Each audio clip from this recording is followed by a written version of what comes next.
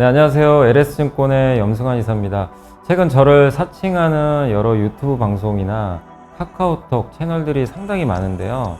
저는 이제 LS증권과 함께하고 있는 이 연불리와 함께 채널에서 공식적으로 방송을 좀 하고 있고, 저를 사칭하거나 돈을 달라고 한다거나 리딩을 원하거나 이런 것들은 다 사기일 가능성이 높기 때문에 여러분들이 각별히 주의를 하셨으면 좋겠습니다. 우리의 등장은 쉽게 뜨거워지는 심장을 지키고 길 잃은 머릿속을 냉철하게 만들 것이다. 투자는 그렇게 차가워야 하니까. 성공 투자를 위한 리딩 솔루션 LS증권. 이곳의 사람들은 말한다. 쉽게 뜨거워지지 말라고. 빨간불일수록 더 차가워지라고. 차가운 고수들의 투자 플랫폼 투혼. 네, 안녕하세요. 염승환 이사입니다. 자, 오늘 2024년 10월 7일 시장 함께 읽기 시작을 해보도록 하겠습니다. 오늘 뭐 아침에 굉장히 우울하게 또 시장이 출발했는데, 현재 지금 제가 촬영하는 시간 아직 장은 안 끝났는데 삼성전자가 갑자기 좀 급반등하고 있어서 정말 힘드네요. 삼성전자 때문에 좀 살아났으면 좋겠고, 그리고 제가 이제 팀을 하나 새로 맡았는데, 아마 이게 이제 저희 회사 MTS에 이제 LS증권, 저희 MTS 이름이 투혼이에요. 투혼이란 이제 브랜드를 따로 달았는데, 이제 거기에 이제 컨텐츠를 이제 정형화 해가지고 제가 이제 올려드릴 예정인데, 그거는 지금 이제 저희가 준비 중에 있어가지고 지금 바로 되는 건 아니고 11월, 빠르면 11월, 좀 늦으면 이제 내년 1월 정도 이렇게 할 계획은 맞는데, 지금 뭐 팀도 더 세팅도 해야 되고 테스트도 해봐야 되고, 근데 이제 미리 좀 나중에 가오픈을 해서 뭐 테스트는 해볼 예정이에요. 이제 그때 아마 다양한 자료들 보실 수 있을 것 같은데, 그러니까 그 날짜가 나오면 제가 이렇게 유튜브 방송 통해서 말씀을 드리도록 하겠습니다. 그래서 뭐 뉴스도 있고 공시도 있고, 뭐 제가 물론 이제 유튜브에서 해드리기도 하는데, 이런 것들을 이제 저희 이제 MTS 담아가지고 또 유튜브에서 안 하는 내용도 있을 거예요. 그래서 그런 것들을 여러분들이 이제 그 MTS 통해서 모바일로 좀 편리하게 보실 수 있게. 그리고 뭐 제가 만드는 자료들 있잖아요. 이런 다양한 자료들, 그런 것들도 차후에 이제 그런 때 또 업로드를 하려고 지금 예정은 하고 있으니까, 이제 준비가 끝나면 제가 말씀을 드리도록 하겠습니다. 그래서 조금만 더 기다려 주시면 감사하겠습니다. 자, 일단 이제 미국 증시는 좀 강세로 끝났고요. 뭐 급등했죠. 나스닥이 많이 올랐고, 테슬라 로보택시 4680 배터리 이제 탑재될 예정이고, LG엔솔이 4680 배터리 12월부터 또 테슬라에 공급을 한다고 합니다. 뉴스가 있어. 웨이모와 현대차가 파트너십 맺었고, 유럽이 중국산 전기차 이제 관세부가, 이거 아마 지난 장 끝나고 뉴스 아마 보셨을 거예요. 지난주 주말에. 그래서 오늘 이제 2차 전지가 이제 급등한 배경이죠. 엔비디아 블랙엘 칩이 다음 분기에 이제 대규모 출하한다는 얘기가 있고, 국제 회사 기구에서 이제 저탄소 연료 생산과 사용을 장려하기 위해서 연료세를 부과한다는 내용도 있는 것 같습니다. 근데 미래에셋증권의 유재현 연구원님이 또 쓴 자료가 하나 있어가지고 한번 설명을 해드리고요. 그 다음 블로그 제가 오랜만에 소개해드리는데, 괜찮은 내용이 한 2개 정도 있어서 소비재에 관련된 건데, 농구천재님하고 페펠루 이 두 분이 쓰신 글을 한번 좀 소개를 해드릴게요. 그리고 보고서는 석유화학, 반도체, 조선은 보고서가 3개입니다. 방산, 2차전지, 밸류업 우수기업 10선, 이제 향후에 밸류업 지수에 포함될 만한 그런 기업을 신형해서 좀 뽑았고요.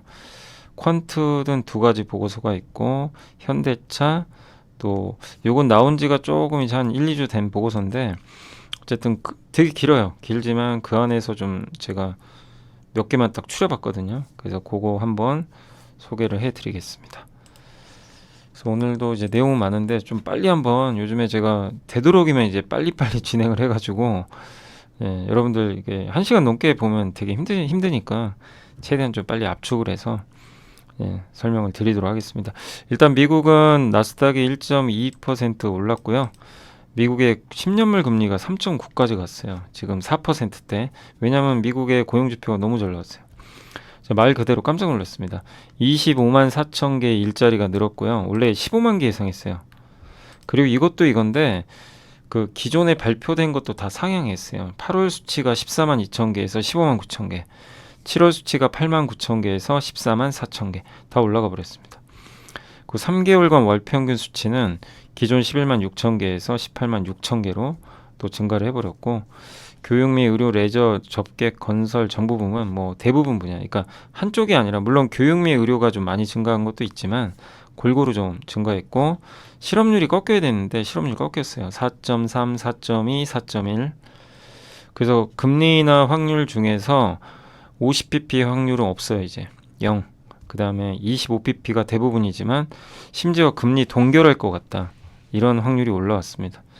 그래서 이제 많은 뭐 미국의 분석가들도 A 플러스다, 괜찮다. 물론 고용이 완벽하진 않아요. 임시 서비스직은 아직 하락 중이고, ISM 제조업, 베이지북에서 나타난 고용 지표는 아직은 좀 안 좋습니다.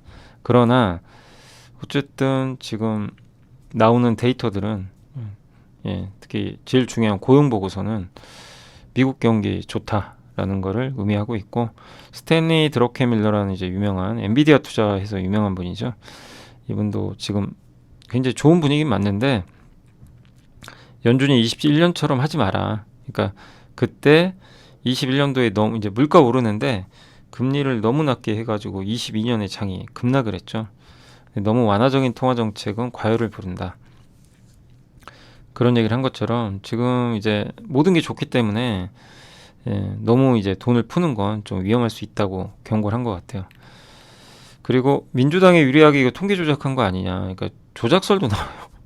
왜냐하면 이제 베이지북이나 이런 거 보면 안 좋은데, 근데 어쨌든 고용 보고서는 좋게 나왔으니까. 또 공화당 의원도 이거 가짜 숫자 아니냐, 이렇게 좀 언급을 했다고 합니다. 동부 항만 파업은 사흘 만에 끝났어요. 이거 다행이죠. 이건 굉장히 좋은 뉴스였고, 중동 리스크는 아직은 이어지지만 뭐 이란 석유시설 공격할지는 모르지만 석유시설 공격을 해도 물론 급등하겠죠, 유가가. 그러나 러시아 사태만큼은 아닌 게, 러시아는 원유, 전 세계 원유의 10%인데 이란은 한 2, 3%밖에 안 되고요. 그리고 그마저도 자국도 소비가 있으니까 수출 비중은 더 적겠죠. 그런 걸 본다면 크게 우려할 사항은 아니지만 호르무즈 해협을 봉쇄하면 얘기가 다르겠죠. 그래서 일단은 뭐 중동 리스크는 있지만 조금 더 상황은 지켜봐야 될 것 같습니다. 근데 사우디가 증산할 거고, 오펙 플러스도 증산 들어가고요. 원유 공급은 늘어나니까 막 국제 효과가 정말 미친 듯이 막 오르거나 그럴 가능성은 높진 않은 것 같아요. 어쨌든 그리고 나일스 인베스트먼트의 댄 나일스 설립자는 일단 유가는 올라가긴 했지만 고용 보고서에서도 너무 좋은 보고서가 나와서 금리 인하 기대감이 많이 사라졌지만 증시 올랐다. 미국 경제 좋고 중국 돈 풀고 일본도 금리 인상을 좀 천천히 하려고 해요. 모두가 부양적이에요. 연말까지 강세를 유지하지 않을 것이라고 상상하는 게 더 어려운 것 같다, 이런 식으로 언급을 했습니다. 그리고 특징주는 이제 테슬라가 좀 많이 올랐고요. 10월 10일 날 로보택시 공개할 거고, 빅테크 올랐고, 엔비디아, 반도체 다 좋았습니다. AMD가 특히 많이 올랐는데 CEO가 5년 동안 AI 성장 이어질 것 같다, 이렇게 언급을 했습니다. 자, 이번 주에는 이제 내일 드디어 삼성전자 실적 발표했고, 아무도 기대 안 하죠. 안 좋을 게 나올 걸 다 알고 있어요. 그래서 차라리 이미 기대를 다 빼버렸기 때문에 오히려 더 가볍죠. 지금 가벼워진 상황이고, 세계 국채지수 편입이 우리나라 시간으로 9일날 아마 새벽에 결정되는 것 같아요. 근데 이제 글로벌 시간으로는 이제 8일이니까 이게 편입이 되면 이제 증시 선진지수 편입과 똑같죠. 외국인 자금이 채권 쪽으로 들어올 수가 있고요. 폭스콘 테크데이가 열리는데 젠슨왕 발언이 있다고 합니다. 9일날은 이제 한글날 휴장이고, 10일날 로보택시, 소비자 물가지수, 11일은 이제 금리 결정, 우리나라. 아마 이번엔 금리 인하할 거예요. 그럴 가능성이 높다라고 보시면 되겠고, 테슬라가 이제 10일 날 로보택시 공개하는데 그게 당연히 전기차잖아요. 거기에 아마 4680 배터리가 들어갈 것 같고, LG에너지 솔루션이 4680 배터리 12월부터 공급한다는 뉴스가 오늘 언론 보도가 많았습니다. 그래서 테슬라가 발주를 했고, 그러면 이제 이걸 양산을 해서 줘야죠. 그래서 원래 좀 늦어진 거예요. 이것도 무조건 좋은 게 아니라 원래는 8월 정도 예상을 했거든요. 12월이니까 좀 4개월 늦어진 거죠. 그래도 어쨌든 뭐 이제 공급을 하니까 우려는 해소가 되겠죠.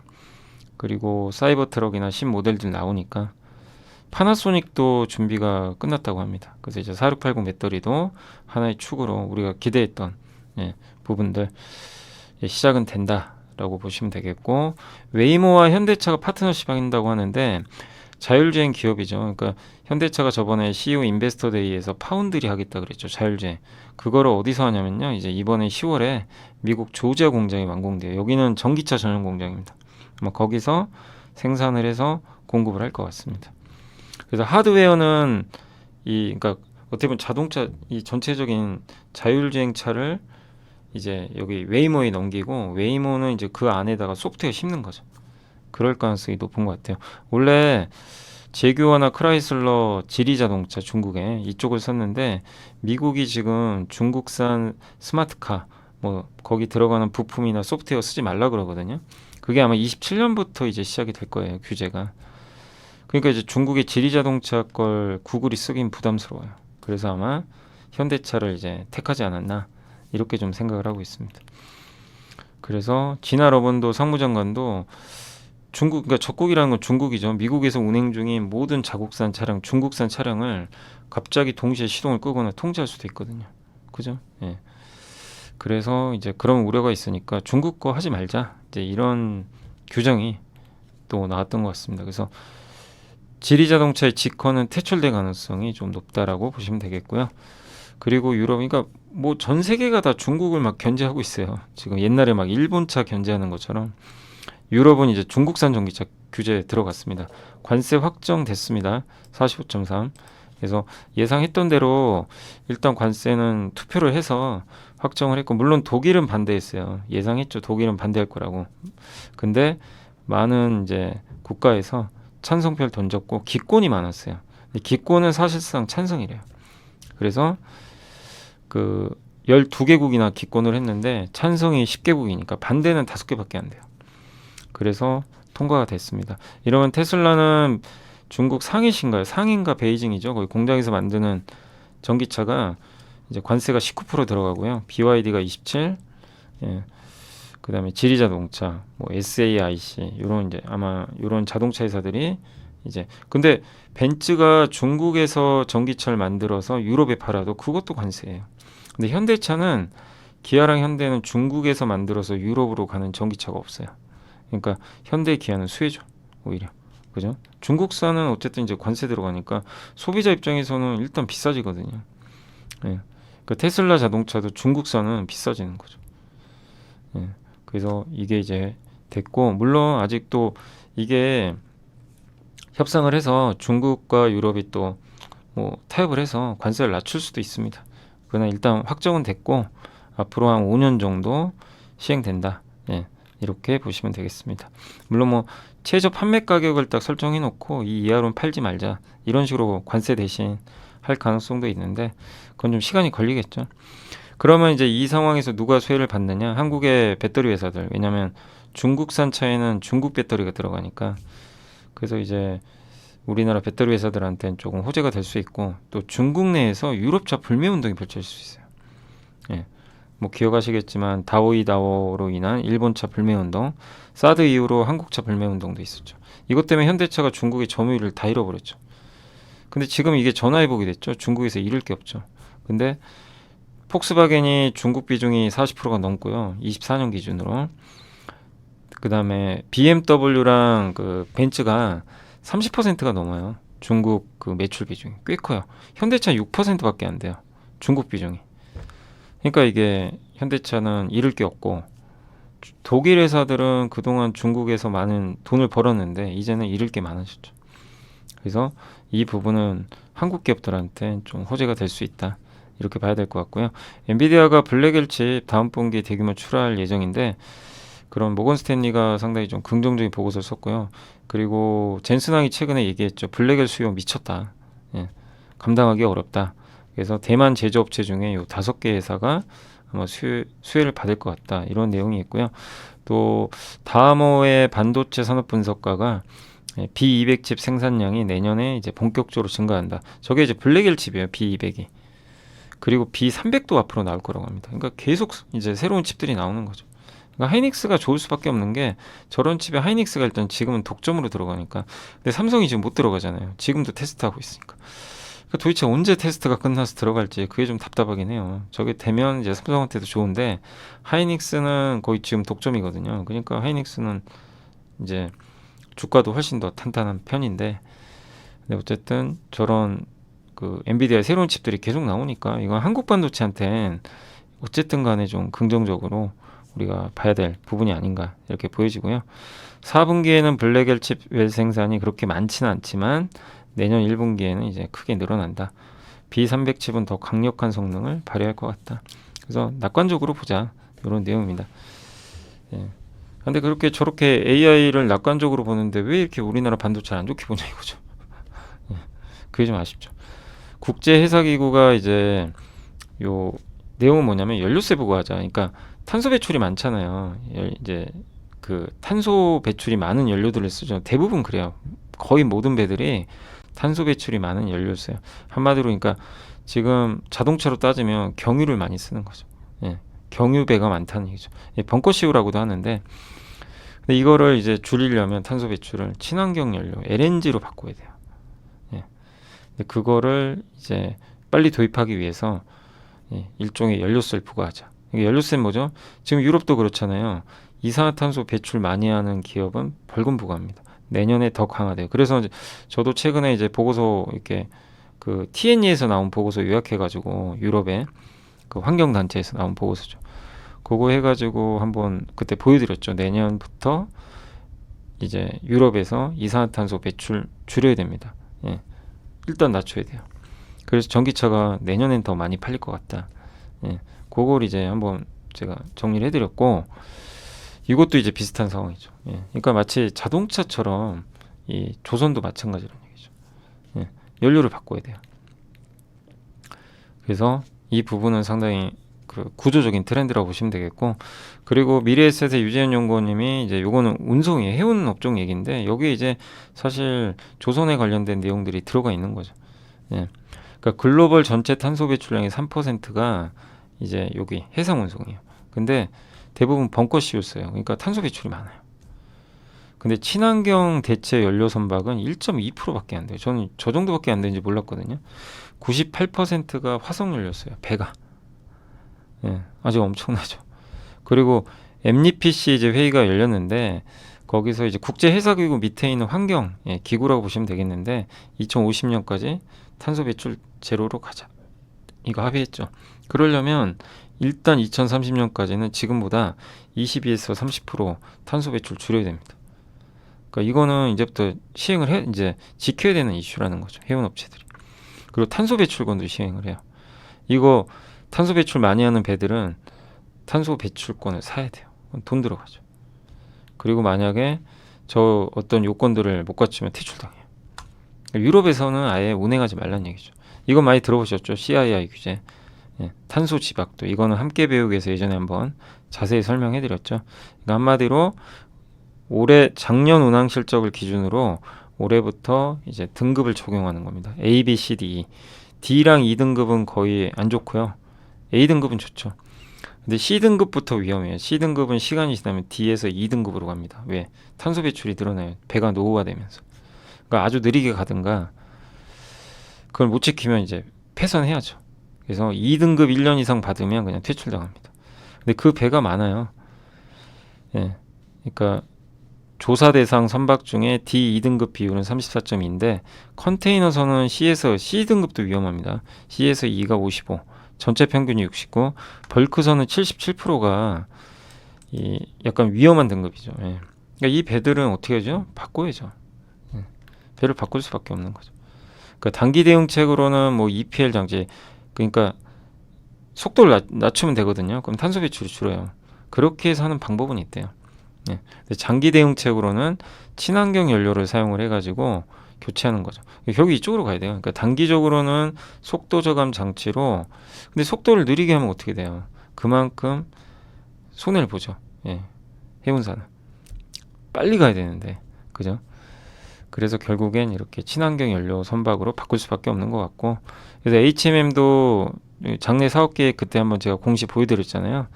여기서 이제 61%인 23.5조 원 중에 친환경 선박에 14.4조 원을 투자합니다.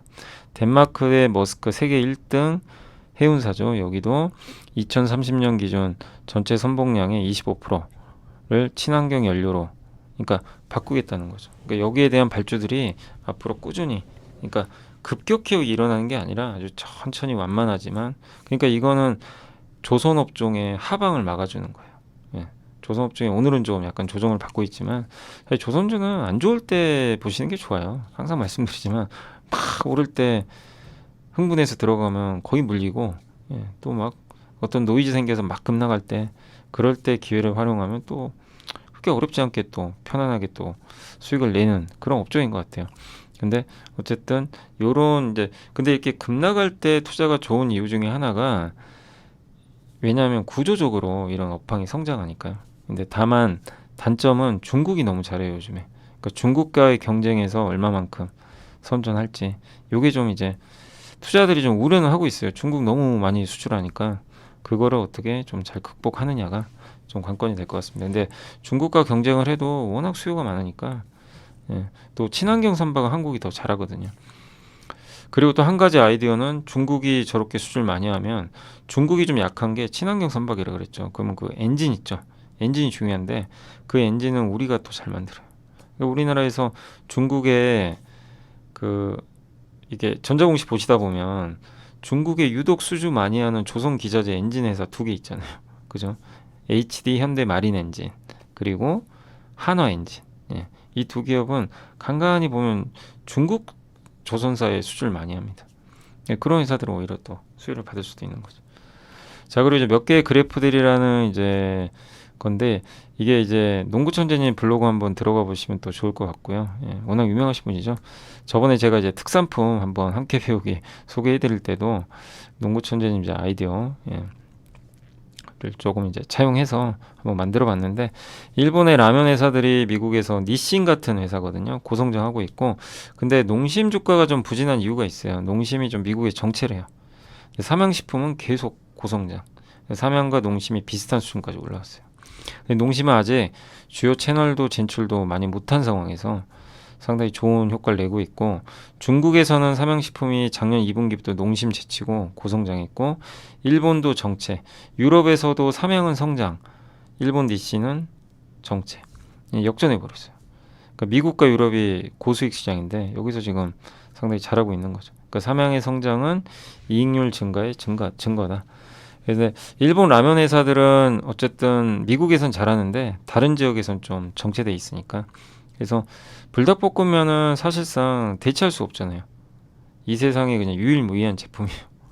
예, 어떻게 보면. 그래서 삼양식품의 성장, 이런 데이터들을 보면 긍정적이다, 이런 내용이니까 한번 참고하시면 좋겠습니다. 요게 이제 그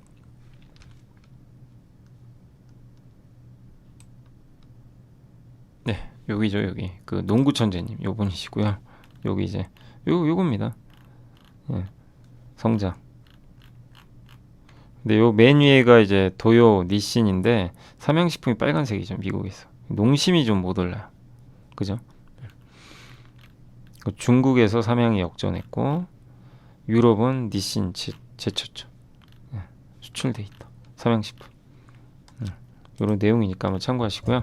소비재 트렌드는 길다, 요 내용인데, 이게 뭐냐면 한국 소비재가 의류, 화장품, 라면, 미용기기 요 정도로 우리가 볼 수 있는데, 이제 수출도 하고, 근데 소비재 투자해서 대박 나는 게 쉬운 게 아니에요. 그러니까 FNF라는 기업 아시죠? 지금은 완전히 소외된 기업이 돼버렸지만 한때 국내 가치 투자자들을 굉장히 슈퍼개미로 만들어줘 1등 공신입니다. 8년 만에 20배 올랐죠. 당시에도 논란이 많으니까, 이게 잘 올라가는 기업들 보면요, 노이즈가 많아요. 소음이.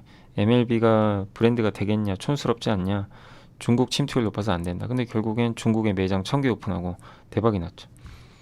미국에서도 룰루레몬이 한참 좋았다가 2014년부터 주가가 안 갑니다. 한 3년.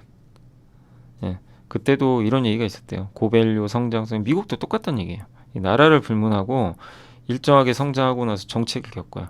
근데 그 정책이 겪은 다음에 위로 가야죠. 그래서 뭐 무조건 이제 정책에 투자하면 돈 벌겠지 이러시면 안 되고, 예, 룰루레몬처럼 성장한 기업도 있지만 실패한 기업도 많이 있거든요. 그러니까 뭐 무조건 된다 이렇게 생각하실 필요는 없고요. 다만 이렇게 10배, 뭐 20배의 수익을 내려면 그 2, 3년 정도, 1년에서 2년 짧으면 길면 3년까지의 횡보 기간이 생기거든요. 그때 회사가 망가지면 안 돼요. 매출 유지하고 이익도 꾸준히 증가하고, 그걸 보여주면 한 단계 더 레벨업 한다는 얘기예요. FNF랑 룰루레몬은 그런 걸 보여줬어요. 성장하고 주가 상승하고 일단 성장투나 1, 2년 주가가 못 갔고, 그때 노이즈가 소음이 많았고, 근데도 실적은 꾸준했고, 그리고 다시 10배. 그래서 이런 좀 흐름을 잘 인지하시면 좋겠고, 소비재 유행은 투자될 생각보다 훨씬 길다. 빨리빨리 끝날 것 같지만 브랜드가 이기는 게, 아까 삼양식품의 불닭볶음면 같은 거 쉽게, 예, 이제 잊혀지지 않는 브랜드가 됐죠. 어떻게 보면. 예. 그래서 소비재는 유행 첫 허들 넘기가 어려운데, 뉴욕, LA에서 시작된 유행이 샌프란시스코, 시카고, 아니 왜 이렇게 돼 있죠? 예. 시카고를 거쳐서 막 주변으로 확산이 되고, 예. 그래서 침투율에 따라서 5년 이상 30년까지도, 뭐 코카콜라는 엄청난 브랜드가 됐고, 예. 어쨌든 우리나라 화장품 보면 인디 브랜드들이 지금 잘하고 있죠. 여기서 살아나는 기업은 롱런할 수가 있고, 거기다가 ODM 업체들 보면 로레알, 에스티로더가 오히려 인디 브랜드 좀 따라하는 그런 요청도 하나 봐요. 그만큼 잘하고 있는 거죠. 예. 그 화장품은 또 자기랑 맞으면 계속 사용하죠. 저도 사실은 이제 화장품 스킨케어 그냥 쓰는 것만 써요. 저도, 예, 저한테 맞는 걸 찾아서 그렇게 되는 거죠. 반복 구매가 되고, 의료기기 마찬가지고요. 그리고 불닭볶음면 또한, 예, 매운맛 챌린지에서 BTS 지민이 이제 사실은, 예, 홍보를 해준 역할도 있죠. 그래서 이제 불닭볶음면은 챌린지가 아니라 하나의 문화가 되고 있다. 어쩌면 코카콜라의 길을 갈 수 있는 한국의 첫 아이템이 될 수도 있지 않겠냐. 예, 다만 이제 삼양식품 주가가 많이 올랐어요. 5배인가 올랐기 때문에 좀 정책이 겪을 것 같아요. 예, 근데 그 과정에서 체크하실 거 뭐냐면, 삼양식품 이러다 또 몇 배 가는 건가 이러지 마시고 그 확인하시라는 거예요. 매 분기 이제 실적 나오거든요. 그걸 꾸준히 이제 추적을 하면서, 예, 실적이 어느 정도 꾸준히 유지된다면 또 다음 단계 레벨업이 나올 수 있다는 거죠. 그러니까 그거를 꾸준히, 예, 확인을 할 필요는 있다. 이렇게 좀 말씀을 드리겠습니다. 그러니까 소비재에서 이렇게 대박 난다는 게 말처럼 쉬운 건 아닙니다. 예. 그래서 여기 페펠루님의 여기 이분도 간혹 가다가 이렇게 한 번씩 글을 올리시는데 좋은 글 많이 올려주시니까, 예. 여기 이분이 이제 페펠루라는 분이십니다.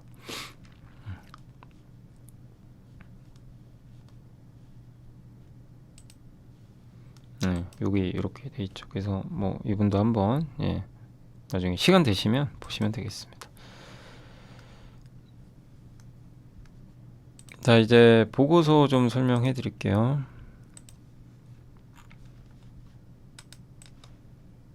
자, 석유화학 이번에는 좀 다르다. 예, 그런 좀 내용인데, 이제 아임증권의 전유진 연구원님이 이제 중국 정부의 이제 경기 부양 의지가 이전보다 훨씬 좀 강력해졌고, 그 다음에 미국의 비컷 이후로 중국이 재정 통화, 그러니까 이제 여유가 좀 생겼고, 대규모 증설도 이제 거의 끝나가고, 그 다음에 유가는 어쨌든 안정화돼 있죠, 아직까지. 그리고 밸류에이션이 너무 낮고 역사적 저점. 그래서 금호석유 최선호고요. 롯데정밀, 유니드, 효성 TNC 이런 순으로 선호한다. 그러니까 석유학도 좀 긍정적으로 보자. 그러니까 석유학도 여전히 안 좋게 보는 분들도 계세요. 왜냐하면 중국이 자급자족을 하니까. 그러나 이미 그런 건 충분히 반영되어 있는 상태에서 중국이 부양하는 것 자체는 긍정적이죠. 다만 이제 옥석은 좀 가리자라고 보시면 되겠습니다. 참 이 보고서 이승우 연구원님의 이 내용을 보면 참 답답함이 묻어나 있어요. 그러니까 미국은 좋죠. 골디락스 기대감. 중국도 부양하고 블랙엘 수요 미쳤다. 왜 한국은 반영을 못하냐 이거죠. 한국 증시는 그러지 못하고 있다. 메모리는 AI 수혜주인데도 소음만 잔뜩 껴있고 중동 갈등, 유가 우려, 정책 불확실성. 그러니까 우리나라는 전 세계 모든 고민은 한국이 다 떠안고 있어요. 뭐 전쟁 나도 한국이 고민하고 증시를 보면 예, 유가. 정작 미국은 탄탄한데 예, 정책 불확실성도 우리 몫이고 그죠? 예. 그러니까 좀 너무 이런 게 답답한 거죠. 그래서 견조한 미국과 홍콩 보면 좀 안타깝다. 그러나 또 역으로 생각하면 한국은요, 과거에 이런 경우가 있었어요. 없었던 적이 아니라 여러 번 있었어요. 이런 지금 패턴이 어떻게 됐냐면 결국 따라가요. 나중에. 근데 어떻게 따라가냐면 급격히 올라가요. 나중에 한순간에. 그런 경우가 많았습니다. 그러니까 너무 못 가다가 그냥 단 며칠 만에 그냥 회복해버리는 그런 흐름들이 좀 많이 나왔어요. 그러니까 한국 주식은 뭔가 정말 불편할 때, 뭐 진짜 망할 것 같을 때, 예, 무너질 것 같을 때, 그럴 때 투자하면 성과가 좋았어요. 예. 근데 좋을 것 같을 때, 더 갈 것 같을 때, 이럴 때 투자하면 성과가 안 좋죠.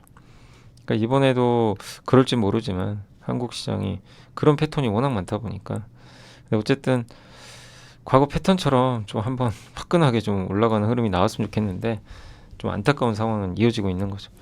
조선주는 일단 이제 우려가 좀 컸죠 최근에. 그래서 올해 연초 대비 수익률은 제일 좋았는데 8월부터 좀 안 좋았고요. 환율 떨어지고 현대제철 후판 너무 싸게 파니까 반덤핑 중국이 제소했고 후판 가격 실제 오르고 있고 조업일수가 감소해서 실적 부진할 것 같고 컨테이너선 중국이 싹쓸이했다.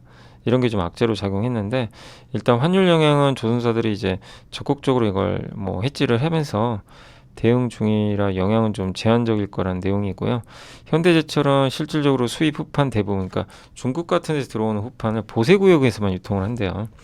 그러니까 그런 거는 반더핑 부과 대상이 아니라고 합니다. 그래서 조선업에 미친 영향은 크지 않다. 이런 내용입니다. 근데 실제 중국의 원자재 가격이 오르니까 후판 가격이 오르긴 해요. 그러니까 요거는 당연히 좀 부담이 될 수는 있습니다. 근데 그거를 성과를 올리면 되니까 영향은 역시 크지 않을 것 같다.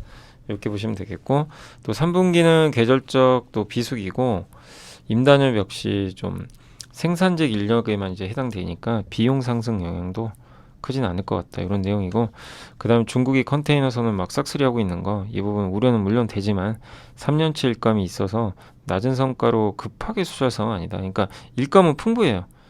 그리고 워낙 수요가 많기 때문에 또 친환경 선박 교체 사이클 있으니까 뭐 너무 우려하지 말자는 그런 내용으로 보시면 되겠고 중국의 경기 부양이 한국 조선업에 이제 미칠 영향은 하나증권의 위경재 연구원님이 중국 정부의 경기 부양 의지 따라서 이제 수출 물량은 회복이 되겠지만 경쟁국이잖아요. 그러니까 중국의 경기 부양이 우리한테 마냥 달콤한 게 아닌 게 중국으로 다 쏠려버리니까 오히려.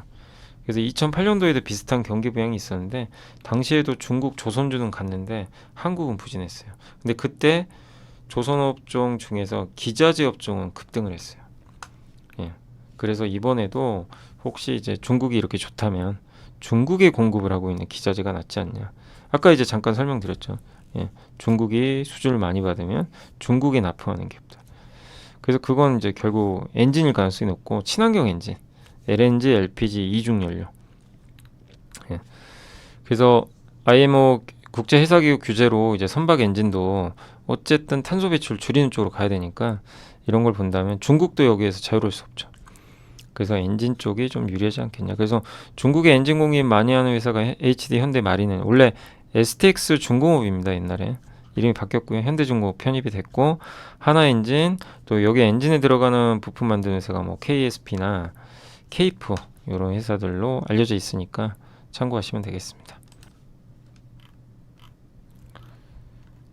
네, 그래서 여기까지 말씀드렸고 엠리PC 83이죠, 83. 네. 을 기대한다. 뭐 요 내용 뭐냐면 이제 SK증권에서 나온 보고서인데 내년 4월에 이제 엠리PC 83이 열릴 텐데 거기서 온실가스 감축 규제가 승인이 될 것 같아요. 그러면 이제 27년부터 규제안이 발효가 될 텐데 어쨌든 해양환경보호위원회 83번째 회의라서 83이고 여기서 이제 온실가스 감축을 하기 위해서 뭐 탄소 집약도 지수라든가 에너지 효율 설계 지수 이런 거를 검토하기 위한 계획에 동의를 했다라고 좀 알려져 있고 어쨌든 친환경 선박을 많이 이제 써야 된다는 얘기죠. 근데 24년 9월 기준 글로벌 선박의 7.1%, 수주 잔고의 절반이 대체 연료. 그러니까 지금은 수주 받는 이제 선박들은 대부분 친환경 연료를 두 개 중에 하나는 친환경 연료 선박으로 수주를 해요. 발주를. 근데 저게 다 인도가 돼도 전체 글로벌 선박 중에 13%밖에 없어요. 친환경 선박. 그러니까 아직은 더 많이 발주가 될 수 있는 요건이죠. 네. 그래서 조선업 3차 슈퍼사이클까지는 좀 모르겠지만 좀 오래가는 그런 사이클이 되지 않을까 이렇게 예상을 하고 있는 것 같습니다. 그 방산 쪽 요즘에 수주 활발하죠. 하나에어로스페이스가 사실은 공시를 9월 5일날 한 게 내용이 없어요. 도대체 누구한테 공급했는지 알 수가 없어요. 비밀 유지로. 그래도 작년 그 2,340억 이상은 좀 아니겠냐 뭐 이렇게 보고 있고 중동 쪽으로 추정하는 것 같고 LIG 넥소는 공시를 했죠. 이라크에 3.7조 원. 여기는 하나 에어로스페이스랑 하나 시스템이 같이 하는 거죠. 그래서 아마 조만간 이제 한 몇 달 후에는 하나 시스템도 1조 원 이상의 수주 공시가 뜰 것 같습니다. 왜냐하면 천궁2에 레이더 들어가거든요. 그리고 지상방산에 대한 관심은 여전히 좋다. 이렇게 보고 있는 것 같습니다. 방산주 여전히 괜찮죠. 예, 주가는. 근데 다만 좀 많이 올라서 그건 조금 경계는 하시고요. 2차 전지 관련해서 하나증권 김현수 연구원이 LG엔솔이 지금 유럽보다 미국 비중이 더 높아졌대요. 이건 상당히 좋은데 다만 최근에 주가 상승으로 가격이 좀 높아졌다. 그래서 여전히 보수적으로 보자. 그러니까 밸류가 비싸다. 이렇게 보고 있는 것 같습니다. 신영증권에서 이제 밸류업 우수기업 열선, 그래서 거기 있는 내용만 좀 간단히 발췌해봤고요. 아세아시멘트가 그룹 차원에서 배당도 하고 자사주 매입, 주주와는 적극적이니까 주가도 저평가돼 있죠. 건자재 회사 중에 KCC도 활용 가능한 자산이 많아요. 그러니까 이 회사가 옛날에 뭐 현대중공업도 그렇고 몇몇 우리나라 상장 대기업 자산 갖고 있는, 지분 갖고 있는 걸로 유명하죠. 지금도 갖고 있는지는 한번 확인해 보시고요. 근데 그거를 뭐 매각을 한다거나 그런 걸 활용을 하면 배당을 또 만약에 해준다면 주주하는 노력을 인정받아 좋지 않겠냐 이렇게 보고 있고요. 한국조선해양도 이제 주주환원 정책을 적극적으로 공유하면서 지금 실적도 좋아지고 있어서 주주환원에서 중요한 역할을 할 것 같고요. LS일렉트릭도 지금 주식 배당금 상승하고 있고 실적도 좋죠. DN오토모티브는 이제 차 부품 회사인데 자기 자본 이익률과 배당 성향이 괜찮은 편입니다. 그래서 주주와 정기적 소통도 하고 있는 모습이고요. 서부 T&D는 호텔 저기 용산에 드래곤시티 아시죠? 네. 거의 관련된 이제 호텔을 보유하고 있고 보유 자산이 영업 가치로 본격 전환이 되면서 자기 자본 이익률이 크게 늘고 있다. 이 자기 자본 이익률이 크게 증가하는 기업이 밸류업 대상이거든요. 밸류업 지수에 편입될 가능성이 있습니다. KT는 통신회사인데 이번에 왜 KT 그러니까 이번에 통신사가 안 들어간 건 좀 의외였죠. 어쨌든 인터넷 데이터 센터 클라우드 사업 본격적으로 확대하고 있고 주주환원 잘 하고 있는 기업 중에 하나죠. 네이버도 이번에 자사주 소각했죠. 그래서 예, 상당히 긍정적인 어떤 그 주주 환원책을 최근에 발표를 했고요. 투자 많이 하던 기업에서 이제는 회수기로 그래서 주주들한테 좀 더 돌려주지 않겠냐 이렇게 보고 있는 것 같습니다.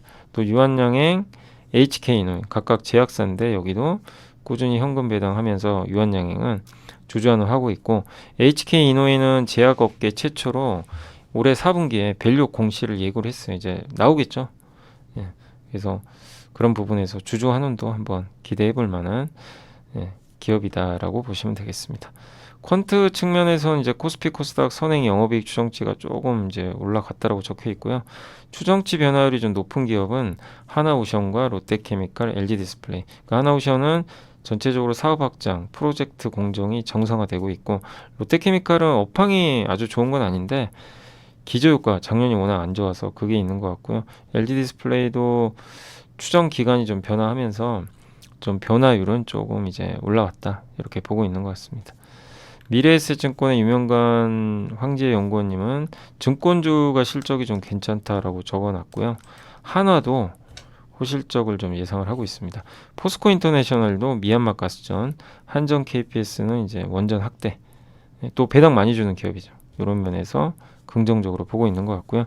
현대차가 이번에 아까 웨이모랑 협력하기로 했죠. 그래서 올해 10월에 미국 조지아 공장에서 신차가 나오게 되고 여기서 생산된 이제 아이오닉 파이버 요걸 25년 말부터 공급을 할 걸로 보고 있습니다. 어쨌든 기업 가치는 긍정적이고, 근데 뭐 현대차 PER이 4배밖에 안 돼요. 정말 너무나 좀 저렴하게 거래되는데, 이건 뭐 현대차만 그런 게 아니라 많은 완성차가 동일하게 할인을 많이 받고 있습니다. 그러니까 실적 좋은 거 그건 기본이다. 실적 좋다고 주가 오르진 않아요.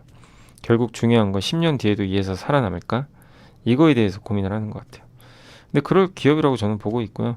또 구글카 협력도 좋은 편이고, 예, 물론 애플카처럼 주가가 폭발하는 건 아닌데 공개된 역량이 하나도 없이 그냥 막연해. 그러니까 애플이라는 이름값 때문에 한번 주가 올라갔던 거와 달리 요 구글카랑은 이제 협력할 때 내용들이 좀 많이 공유가 돼 있죠. 그래서 메타플랜트 조지아 공장 가동하면서 하드웨어 경쟁력 올라가고, 또 소프트웨어로 가는 그 기반의 이제 자동차 그 프로그램을 가지고 소프트웨어 경쟁력도 올라갈 것 같고요. 웨이모랑 협력을 하면 이 두 가지를 같이 누릴 수가 있는 거죠. 인도 법인 이제 신규 상장이 아마 22일 날 있나 봐요. 한 4.5조 원 현금이 들어올 텐데 이걸 통해서 주주들한테 따로 배당을 해줄지 한번 기대를 해봐야 되겠고요. 어쨌든 지금은 여러모로 매력적이다. 예. 뭐 자산가치 평가든 최저 배당 뭐 이런 여러 가지 관점에서 보면 더 밸류가 낮아지기는 어렵기 때문에 지금은 주가 반등의 시작점이 될 것 같다. 그리고 최근에 독일 기업들이 지금 굉장히 힘든 상황이잖아요. 이런 상황 속에서 현대차는 어쨌든 잘하고 있어요. 예. 그래서 중국산 전기차, 테슬라, 현대차는 그래도 살아남지 않겠냐, 이렇게 예상은 좀 하고 있습니다. 개인적으로. 자, 그리고 언어 생성 AI의 패러다임 전환, 이건 미래에셋증권의 한종목 김은지연구원이 쓰신 자료인데, 오픈 AI가 O1이라는, 그러니까 지금 챗GPT에 모델이 많아요. 챗GPT4, 챗GPT O1, 그러니까 최근에 나온 거죠. 이건 추론을 합니다. 그러니까 할루시네이션이 뭐냐면 거짓말을 해요. 자꾸 AI가 모른다고 하면 되는데 아니죠. 거짓말이에요. 우리가 한 번 더 검증해야 되는데, 저 O1은 그런 걸 막아주는 거죠. 뭐냐면 보통 기존의 모델들은요, 질문을 하면 다음에 나올 답변을 미리 예측을 해요. 예. 예측해서 가장 그럴듯한 답을 내놔요. 그래서 거짓말도 내놓습니다. 근데 O1은 그게 아니라 이걸 심사숙고를 해요. 충분히. 그래서 답을 할 때 시간도 오래 걸려요. 그래서 거짓말을 이제 안 하게 될 확률이 높은 거죠. 근데 환각을 없애야만 돼요. 저 환각작용, 거짓말하는 거. 그래야 우리가 이제 믿고 이거를 검색을 할 수 있는 거죠. 그래서 미래에는 모든 회사가 대량의 AI, 비서. 그러니까 예를 들면 AI가 종류가 많아질 거예요. 여행사 예약해주는 AI. 그 다음에 수학 과외해주는 AI. 예. 영어 공부 알려주는 AI. 예. 그 다음에 뭐 회사 기획서 써주는 AI. 각각 전문 분야의 AI들이 정말 많이 늘어날 겁니다. 그런 시대가 올 거란 얘기예요. 저 에이전트는 비서입니다. 특정 지식을 완벽하게 갖고 있는 그런 에이전트가 엄청나게 많은데, 그 에이전트를 내가 다 쓸 수가 있는 거죠. 이게 정말 무서운 일이죠. 그래서 인터넷으로 옷을 주문하고 식당을 예약하는 것도 쉬운 게 아니라는 거죠. 호텔 예약하려면 나의 일정을 이 에이전트가 알고 있어야 되고, 유저 계정으로 예약 사이트에 로그인해서 기호와 예산, 내가 어떤 호텔을 좋아하고 예산은 어느 정도가 적당한지를 알고 있어야 되고요. 그 다음에 결제 정보까지 알아야죠. 여기에 거짓이 있으면 안 돼요. 그죠? 예. 그래서 이 추론이 중요하다. 예. O1이라는 챗GPT가 상당히 중요한 역할을 할 것 같다. 이런 내용입니다. 여기에 환각이 개입하면 신뢰성이 떨어지는 거죠. 그래서 오픈 AI의 O1 모델은 응답하기 전에 더 많은 시간을 생각하도록 설계된 새로운 좀 AI 모델이라고 보시면 좋을 것 같습니다. 그리고 레오폴드의 아셈블레너라고 혹시 뭐 아시는 분도 계실지 모르겠는데, 오픈 AI에서 지금 다 나갔거든요. 근데 오픈 AI 우리가 샘 알트만만 잘 알고 있지만 사실 거기 핵심 기술자가 일리아 수츠케버예요. 근데 이 사람이 최측근이었어요. 근데 이 사람이 이걸 다 믿지 마세요. 앞으로 시간이 지나면 AI 때문에 이렇게 될 거예요. GDP, 예, 뭐 노동력 대체할 거고, 생산성이죠. 로봇, 예, 과학, 테크놀로지, 밀리터리, 예, 국방, 이 모든 분야가 어느 임계점에서 그냥 폭발한다는 얘기예요. 그러니까 진행 과정이, 진행도가 시간이 지나면서 지금 천천히인데 어마어마한 이제 속도로 갈 수 있다. 이걸 초지능이라고 하는데 일반 인공지능이라고 합니다. 근데 이 사람이 예측을 한 거예요. AI는 단지 다음 단어를 예측하는 것일 뿐이라는 맹목에 갇혀 있다. 그러니까 주류의 전문가들조차도 그 다음 께로 나아가지 못하고 AI를 그냥 좀 평가절하하고 있다. AI 경쟁은 기후 의제보다 우선시돼야 된다. 체제 경쟁이죠. 국가 간의 경쟁이고 AI 모델 훈련하려면 엄청난 연산량과 필요 전력이 필요하다. 2년에 10배씩 상승. 엔비디아 데이터 센터 매출이 140달러였지만 지금은 900억 달러죠. 예. 어마어마한 성장을 한 거죠. 엔비디아 칩이 없으면 못하니까요. 그래서 10조 달러 가치의 기업이 나올 수도 있대요. 10조 달러. 상상이 1경원이죠. 시총. 어마어마한 거죠. 지금 뭐 엔비디아랑 애플, 마이크로소프트가 3조 달러니까 지금보다 3배인데 정말 그럴 수 있을지 모르겠습니다만은 예. 그리고 많은 전력을 수반한다. 그리고 2030년이 오기 전에 수조 달러가 이런 GPU 기반의 데이터 센터, 에너지 인프라에 투자가 돼야 된다. 이런 내용입니다. 그러니까 아직은 AI 거품을 꺼내지 말자. 이런 내용이고요. 그 다음에 샘 알트만은 이제 이렇게 블로그에 썼어요. 우리 조부모님들에게는 마법처럼 보였을 일들을 할 수 있게 될 것 같다. AI 때문에 어려운 문제를 해결할 거고 예. 우리는 결국 각자 다양한 가상의 아까 말씀드린 AI 에이전트랑 같이 구성된 개인별 AI 팀을 갖게 될 거다. 그러니까 이 팀을 내가 팀장이고 밑에 에이전트들을 가상의 에이전트를 많이 이제 가질 수가 있는 거죠. 예. 그래서 우리의 삶은 나아질 거고 예. 우리는 몇 천일 안에 초지능을 갖게 될 가능성이 있다. 옆에서 초지능이 날 도와주는 거죠. 이거 참 무서운 일이기도 해요. 어떤 일이 발생할지도 모르겠고 예. 근데 결국 컴퓨팅 능력이 중요하고 반도체도 중요하고요. 예. 전 세계 사람들의 삶에 의미 있는 개선을 가져올 것 같다. 그래서 우리를 대신에 예. 의료 조정이나 이런 거 특정 작업을 수행하는 자율적인 개인 비서 역할을 할 것 같고 예. 기술은 우리를 석기 시대에서 농업 시대, 산업 시대로 이끌었는데 여기서부터 지능 시대, 컴퓨팅 능력, 에너지, 인간의 의지로 포장돼 있다. 그리고 AI를 가능한 한 많은 사람들의 손에 놓고자 하면 컴퓨팅 비용을 낮춰야 된다. 그래서 자체 칩도 하려고 하는 거죠. 네. 어쨌든 지금 당장은 많은 칩이 필요하다. 이렇게 보시면 되겠습니다. 그러니까 AI가 이제 시작이고 어떤 영향을 줄지 아무도 몰라요. 근데 이런 상황에서 주가만 올랐다고 거품으로 보는 건 좀 너무 과한 우려 아니냐라고 보시면 되겠습니다. 공시 좀 설명드릴게요. 대한전선이 2개의 공시가 있었으면 초고압 케이블 시스템 이거 턴키로 받아서 디자인해주고 설치하고 시공까지 해주는 그거를 싱가포르에서 2개 받았고요. 그 다음에 내부자 매수는 레이 있죠. 레이 예. 의료기 레이가 여기 싱가포르 정부로 이렇게 써 있더라고요. 거기서 지분 1%를 더 추가로 매수를 했다고 합니다. 그리고 이제 핵심은 이오테크닉스인데 베일리 기포드라는 여기 자산운용사가 이오테크닉스 지분을 인수한 거예요. 원래 갖고 있었어요. 예. 근데 이번에 1.1%를 더 추가 확보를 했습니다. 근데 이 회사가 워낙 유명해요. 베일리 기포드가 400조 원 굴리는 스코틀랜드 자산운용사고 과거에 아마존, 테슬라, 넷플릭스, 엔비디아 투자했던 이력도 있고요. 기술력을 갖고 있어요. 그래서 테슬라 2대 주주로 11년 넘게 투자해서 8,000%. 그러니까 될성 부른 떡잎을 미리 투자해서요. 수익을 이제 극대화시키는 그런 전략인데 이 회사가 이제 이오테크닉스 오래전부터 갖고 있던 거죠. 근데 이번에 더 투자를 했어요. 왜 했을까? 일본의 디스코사가 이제 독점하고 있는 레이저 시장에서 이오테크닉스가 뭔가 큰 역할을 하지 않겠냐라고 생각을 하고 있는 것 같습니다.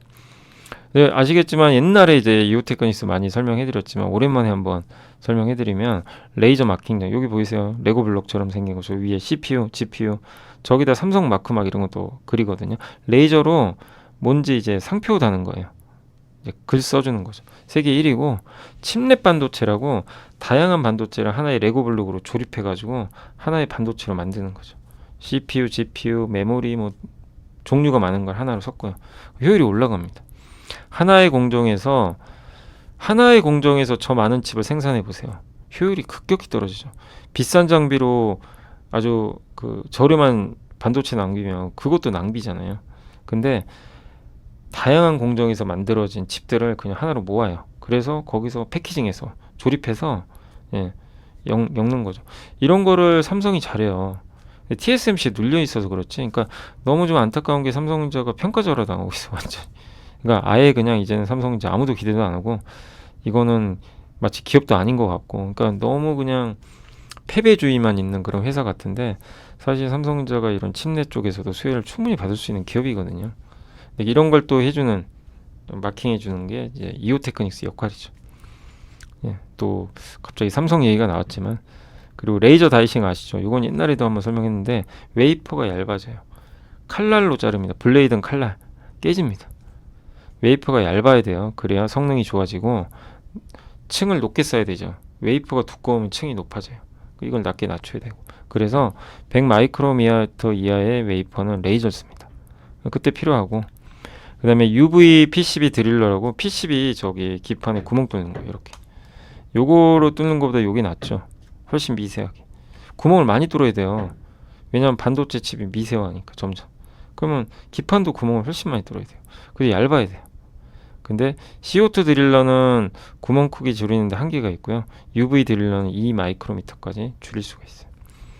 이런 걸 만들기 때문에 이 베일리 기포드가 좀 투자를 하지 않았을까 더 이런 좀 기대감이 있고, 근데 어쨌든 뭐 오늘은 주가 많이 올랐는데 이오테크닉스도 정말 많이 빠졌죠 최근에. 근데 이런 이슈들이 있다는 거 한번 정리를 해드렸으니까 참고하시면 좋겠습니다. 우리의 등장은 쉽게 뜨거워지는 심장을 지키고 길 잃은 머릿속을 냉철하게 만들 것이다. 투자는 그렇게 차가워야 하니까. 성공 투자를 위한 리딩 솔루션 LS증권. 이곳에서 배웠다. 믿음은 상처만 남긴다는 것을. 끝내야 할 때는 차갑게. 차가운 고수들의 투자 플랫폼 투혼. 네, 자 이제 시장이 끝났고요. 정말 힘겹습니다. 힘겹게 장이 끝났고 오늘은 그래도 2600 뚫었죠. 예, 급등세로 마감이 됐는데 그래도 뭔가 좀 개운치 않은 그런 좀 상승은 맞고요. 그래도 정말 이 한국 증시가 너무나 부진했던 이 흐름을 일단 오늘은 좀 벗어났다. 최근에 그리고 코스닥이 훨씬 강하죠. 코스닥은 이제 금투세 최소한 유예 가능성이 높아졌고요. 또 이번 11일 날 민주당에서 결정을 할 거란 얘기가 좀 있어서 빨리 좀 결정해 주시면 좋겠고, 낙폭이 너무 컸습니다. 올해 정말 엄청난 주가 하락을 보였는데 이거 빨리 갈 길이 멀어요. 그래서 코스닥, 코스피 모두 다 좀 좋은 이번 주는 흐름 보였으면 또 좋겠습니다. 그래서 오늘은 좀 그나마 최근 들어선 가장 좋은 흐름으로 좀 끝났고, 외국인의 매수도 좀 들어왔고요. 기관들도 모처럼 매수를 해줬습니다. 일단 오늘 섹터로는 그 전기차 관련주들이 이제 아까 말씀드린 유럽의 호재 이런 부분에 힘입어서 오늘 급등세로 좀 잘 마무리됐고, 그리고 중국 관련주 좋고요. 오늘 그리고 하이닉스가 급등했고, 아까 이제 잠깐 그 공시 보여드린 대로 베일리 기포드라는 데서 좀 매수도 하면서 투자 심리가 좋아진 것 같아요. 이오테크닉스가 10% 가까이. 다만 이제 쫓아가시는 건 좀 항상 말씀드리지만 조금 자제를 하시면 좋겠습니다. 그 테크윙, 뭐 하이닉스 다 관련주들 일단 급등한 그런 양상이고요. 2차 전지도 이제 장비주들 오늘 올랐습니다. 또 이제 4680 배터리 공급 기대감도 있는 것 같고요. 또 우주항공 관련주도 오늘 이노스페이스가 정말 모처럼 또 컨택 관련 기업들이 다 일제히 급등을 하는 그런 좀 우주항공이 모처럼 좋은 모습 또 보여준 것 같습니다. 그래서 오늘 우주 쪽 괜찮았고요.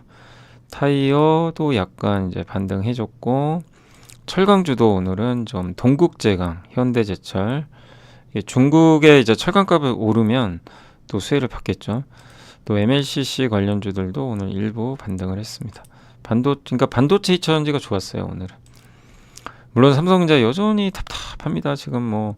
근데 삼성전자 오늘 뉴스 나온 건 뭐냐면 디지타임즈라는 데서 대만에 나왔던 건 엔비디아 이제 테스트는 거의 된 것 같대요. 됐는데 대량 양산 승인만 받으면 된대요. 대량 양산. 그러니까 이제 거의 가는 것 같더라고요. 그래서 아까 갑자기 막 쭉 오르긴 하더라고요. 근데 정말 이 외국인들 파는 거 보면 미쳤어요.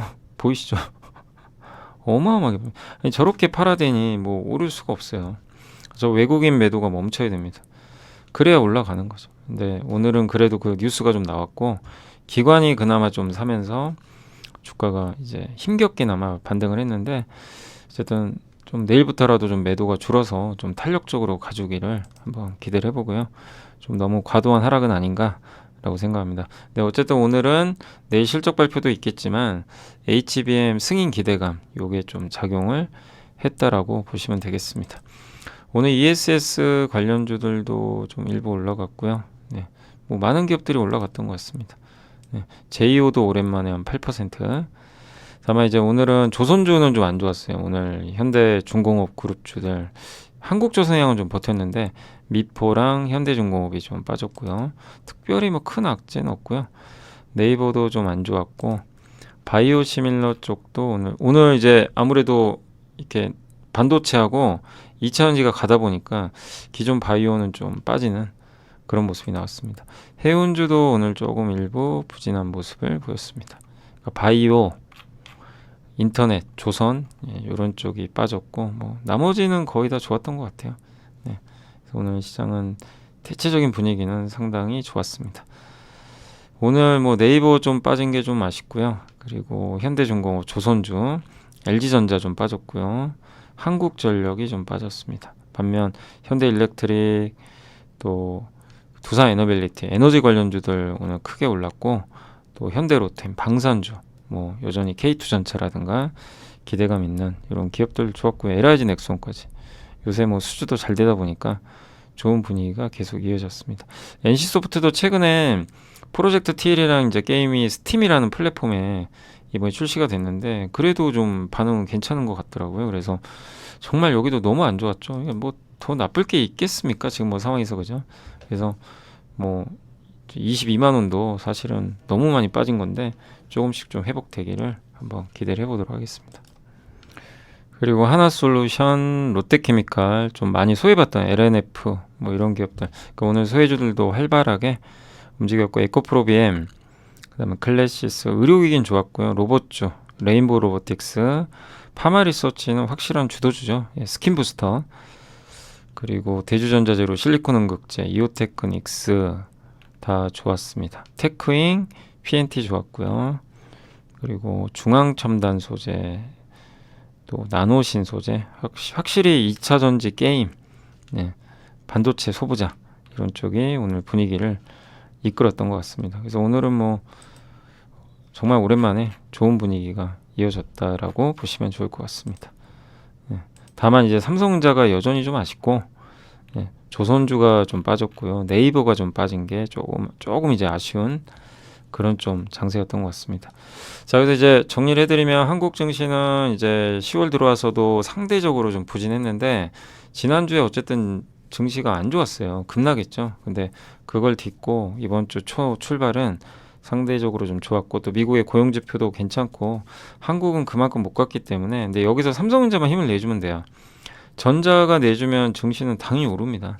오르는데 힘을 좀 못 내주고 있어요. 그게 좀 아쉽죠. 그렇지만 이제 삼성전자가 힘을 좀 내준다면 시장 분위기는 또 약간 바뀔 수 있는 거니까 그래서 그 약간의 오늘 희망을 좀 보여준 게 그나마 조금 다행스럽고 그거에 비하면 하이닉스는 정말 지금 선택은 야, 차라리 반도체 할 거면 하이닉스 해라 약간 이런 분위기 같아요.